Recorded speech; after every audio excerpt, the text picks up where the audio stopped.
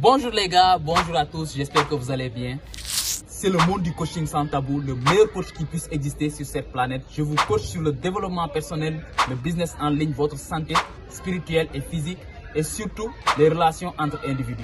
Voilà. Donc, dans cette vidéo, je vais te dire les principes à savoir avant de te lancer dans un business. Voilà.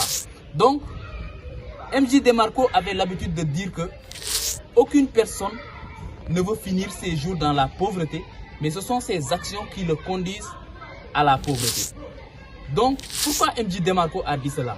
D'habitude, on constate que beaucoup de personnes dernièrement veulent devenir riches et pourtant ils ne font rien de leur vie pour devenir riches. Avant de vouloir devenir riche, c'est bien beau de désirer devenir riche parce que faut pas oublier que l'auteur du best-seller Réfléchissez et devenez riche, Napoléon Hill, il a dit que le succès commence par une idée et que cette idée doit être accompagnée d'un grand désir de vouloir changer sa vie. Donc selon lui, la richesse commence par un désir profond, un désir vraiment ardent de vouloir changer sa vie. Donc le premier principe à savoir avant de te lancer dans un business, c'est que pour que ce business réussisse, il faut que tu saches que tu dois être animé de réel et puissant et très grand désir de vouloir changer ta vie. La deuxième chose à savoir, ou du moins le deuxième principe à savoir, c'est qu'il faut investir de manière fractionnée. Je m'explique. Pourquoi je dis que tu dois investir de manière fractionnée? Aujourd'hui, on a tendance à entendre telle personne vend une formation à 1000 €. Automatiquement, on va acheter sa formation à 1000 €. Ça, c'est une erreur monumentale. Pourquoi je dis que c'est une erreur monumentale? Avant de te lancer dans un business ou avant d'acheter une formation de qui que ce soit, commence d'abord par acheter une formation de 500 € ou 200 €. Parce que si tu achètes une formation de 200 €, autant pendant que tu assimiles et que tu prennes ton temps pour assimiler la formation de 200 € que tu as achetée, tu auras acquis une expérience qui va te permettre d'acheter la formation de 300 €. Car tu auras appris de tes erreurs dans la formation que tu as payée à 200 €. Mais si tu entends aujourd'hui une personne vend une formation à 1000 €, automatiquement tu vas acheter la formation à 1000 € sans même t'informer, sans même savoir est-ce qu'il maîtrise même ce qu'il va t'apprendre. Parce qu'avant d'acheter une formation, il faut d'abord savoir est-ce que la personne qui va me vendre la formation là, est-ce qu'il maîtrise ce qu'il va m'apprendre. Parce que normalement, si moi je dois t'apprendre quelque chose, je dois maîtriser ce que je t'apprends. Par exemple, je ne peux pas te vendre une formation de cuisine alors que moi je n'ai jamais fait de cuisine de ma vie. D'ailleurs, beaucoup de personnes font cela aujourd'hui. Ils te vendent du rêve. Ils te disent que je vais te vendre la formation à 1000 € alors que ce n'est même pas cette formation qu'il a fait réussir. Donc il va te dire achète la formation à 1000 €. Toi, comme toi tu es ambitieux et c'est normal, comme toi tu désires changer ta situation, il va profiter de ton innocence et toi tu vas payer la formation. Après tu vas regretter. Donc avant de payer une formation, assure-toi de savoir que la personne a maîtrisé ce qu'il t'apprend. Le troisième principe à connaître avant de te lancer dans un business quelconque, c'est qu'il faut t'armer de conscience et de persévérance. Voilà. Je t'ai donné l'exemple de la formation que tu as payée à 1000 €. Il faut que tu saches que quand tu achètes une formation à 1000 €, on va te donner 80% de la formation. Le reste qui va faire que ça va faire 100%, c'est toi qui vas chercher pour que cela fasse 100%. Voilà. Donc, vous avez tendance à vouloir qu'on vous donne tout sur un plateau. On te sert tout sur un plateau et la vie ne se passe pas ainsi. La personne va t'apprendre les bases dans la formation. Et maintenant, toi, avec ta persévérance, avec ton envie de réussir, tu vas pouvoir réussir à implémenter ce qu'il t'apprend dans la formation. Parce que si tu achètes une formation et que tu mets dans le placard ce qu'il t'a appris, c'est zéro, tu ne vas pas faire de résultat. Voilà. Le quatrième principe à connaître avant de te lancer dans un business, c'est qu'il faut diversifier tes investissements. Par exemple, tu dois investir dans des actifs. Tu ne dois pas investir dans des passifs. Je m'explique. Pourquoi je dis que tu dois investir dans des passifs? tu dois investir dans des actifs et non dans des passifs. Parce qu'un actif, c'est tout ce qui te fait gagner de l'argent, alors qu'un passif, c'est tout ce qui te fait perdre de l'argent. Par exemple, quand tu vas acheter une maison et que tu mets cette maison en location, tu es en train d'investir dans un actif. Parce que l'actif, c'est tout ce qui te ramène de l'argent. Mon téléphone est un actif parce que mon téléphone me permet de faire des vidéos. J'utilise mon téléphone comme moyen de production, alors que d'autres utilisent le téléphone comme moyen de consommation. Comme la vidéo que tu es en train de regarder, c'est un moyen de consommation pour toi. Donc le téléphone est un moyen de consommation pour toi, alors que moi, le téléphone est un moyen de production parce que c'est grâce au téléphone que moi, je mets mes vidéos en ligne et que je les monte sur le téléphone. Voilà. Le cinquième principe à savoir avant de te lancer dans un business, c'est qu'il faut éviter les personnes dépensières. Pourquoi? Il arrive que tu aies des amis. Ces amis-là, vous n'avez pas d'objectif. Ce n'est pas pour rien que le français dit que ceux qui se ressemblent s'assemblent. Toi, ton objectif, c'est de réussir. Tu ne peux pas vouloir réussir et être en compagnie de tout le monde. Même Bill Gates, avant qu'il puisse devenir milliardaire, il est passé dans un chemin où il a été seul. Donc, apprends à être seul. Tu ne peux pas vouloir être l'ami de tout le monde et vouloir devenir riche. Donc ça, c'est un cinquième principe que tu dois imprimer dans ta tête. Tu ne peux pas être l'ami de tout le monde, assister à toutes les fêtes, boire chaque jour, dépenser de l'argent et vouloir devenir riche. Ça, c'est impossible. La richesse, ça ne marche pas avec l'alcool. La richesse, ça ne marche pas avec les distractions. La richesse, ça ne marche pas avec tout ce qui émane de la pauvreté.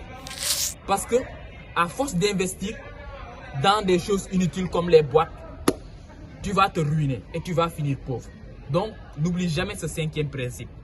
Évite les amis dépensiers. Il y a des amis pour qui, quand ils viennent chez toi, tu sais automatiquement que tu vas boire de l'alcool. Tu vas aller dans une boîte. Tu vas faire la fête. Évite ces amis si tu veux devenir riche. Voilà.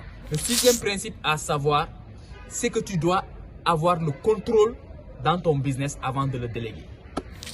C'est ça le sixième principe. Tu dois avoir le contrôle de ton business avant de le déléguer. Par exemple, moi, je t'apprends à cuisiner. Je reviens dans cet exemple. Je t'apprends à cuisiner. Avant de pouvoir déléguer la cuisine pour que quelqu'un d'autre fasse ça pour mes clients, moi, je dois maîtriser les bases de la cuisine. Parce que sinon, celui à qui je vais déléguer la tâche va me voler mon argent.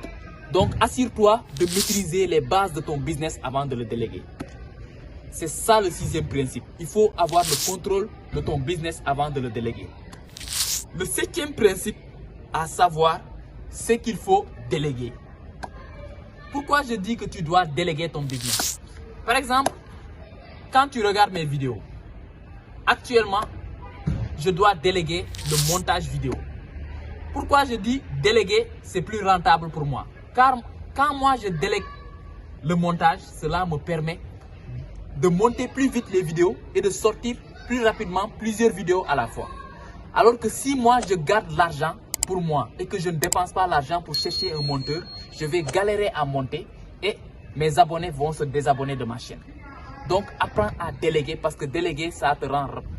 Déléguer, ça fait que tu es plus rentable. Il y a des gens qui sont chiches. Le chiche, c'est celui-là qui ne veut pas déléguer. Le chiche, c'est celui-là qui veut garder l'argent pour lui, alors qu'il ne sait pas que c'est en déléguant qu'il va réussir. Par exemple, si tu délègues les miniatures dans ma chaîne YouTube, si je délègue les miniatures, je serai encore plus rentable car le fait de déléguer les miniatures va faire que mon taux de clic va augmenter. Donc, cela me diminue d'une tâche vraiment dure. Car le fait de monter, les youtubeurs savent ce que je dis, le fait de monter les vidéos, c'est la galère. Le fait de faire de bonnes miniatures, c'est la galère. Donc si moi j'ai un miniaturiste ou un miniamaker qui va traiter mes miniatures, je suis à l'aise, je suis tranquille.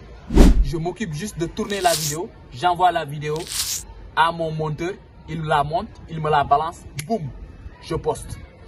Il fait la miniature, boum, les gens cliquent. Aussitôt, ma chaîne augmente. C'est ça la puissance de déléguer. Il faut apprendre à déléguer. Voilà. Donc, n'oublie jamais ce sixième principe. Il faut déléguer les tâches si tu veux être rentable. Voilà. Le septième principe à connaître dans le business, c'est qu'aujourd'hui, le business est concurrentiel. Tu ne peux pas dire que toi, tu veux te lancer dans un business alors que toi, tu n'aimes pas la concurrence. Si tu n'aimes pas la concurrence, je te préviens dès à présent, abandonne. Parce que tout est concurrentiel dans la vie. Même dans la classe, il y a des gens qui veulent prendre premier, d'autres veulent prendre deuxième, d'autres veulent prendre troisième. Il y a des gens qui ne veulent rien foutre, ils se contentent juste de dire que oui, moi je veux avoir 4 de moyenne, je m'en fous. C'est pas ça. Dans le business est concurrentiel. Ici, c'est la concurrence. Tu penses que Bill Gates, s'il n'avait pas aimé la concurrence, il serait là où il est aujourd'hui?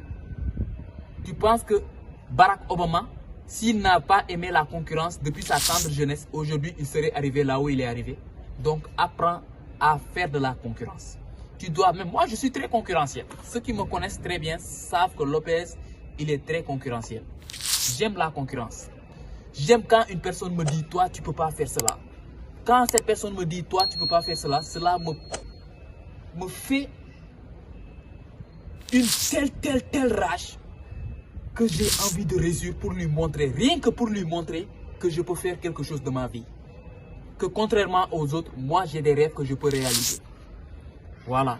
Donc, ne l'oublie jamais, c'est ça le septième principe. Il faut toujours être concurrentiel. Il faut toujours aimer la concurrence. Le huitième principe, à savoir, quand tu veux lancer ton business, ne t'attends pas que le business réussisse d'un coup. Le business doit prendre du temps avant de porter des fruits. Par exemple, tu ne peux pas venir aujourd'hui monter une entreprise aujourd'hui et vouloir que l'entreprise devienne une grande marque, que tout le monde veuille la poster. Ça ne se passe pas ainsi. Les grandes marques là que tu vois, Coca-Cola, elles ne sont pas devenues célèbres du jour au lendemain. C'est petit à petit que l'oiseau fait son nid. Donc c'est le huitième principe. Il faut toujours savoir que ce n'est pas du jour au lendemain que l'on devient célèbre. Ce n'est pas du jour au lendemain que l'on fait fortune. Il faut que le business prenne du temps, qu'il prenne forme petit à petit jusqu'à grandir. Voilà. Donc n'oublie jamais que les choses ne se passent pas du jour au lendemain sans effort, sans aucune patience ni persévérance. N'oublie jamais cela. Effort, patience, persévérance. Imprime ces 3 mots dans ton cerveau. Effort, patience, persévérance. Voilà. Donc, si tu as aimé la vidéo, je t'invite à liker la vidéo, à la partager à ton entourage, à partager surtout à ta communauté. Et n'oublie pas que je coach sur cette chaîne et mon lien est en description en cas de coaching personnel. Donc, je te dis ciao.